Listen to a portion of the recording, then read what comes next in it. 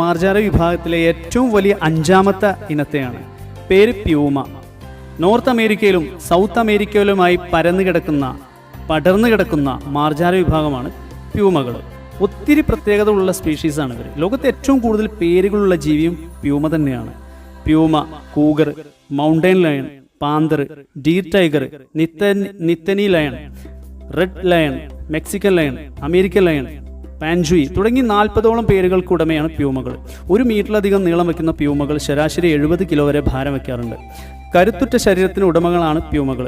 വരയും പുള്ളികളൊന്നുമില്ലാത്ത മിനുസമാർന്ന രോമാവൃതമായിട്ടുള്ള ശരീരത്തിന് സ്വർണ്ണ നിറം ചേർന്ന ഇരുണ്ട മഞ്ഞയോ അല്ലെങ്കിൽ തിളങ്ങുന്ന തവിട്ട് നിറമാണ്.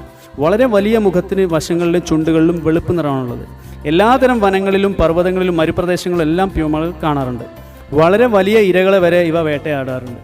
എൽക്കി, അതുപോലെ തന്നെ മ്യൂസ്, അതുപോലെ തന്നെ കാട്ടാടുകൾ തുടങ്ങിയ ചെറിയ സസ്തനികളെ വരെ പ്യൂമകൾ ആഹരിക്കാറുണ്ട്.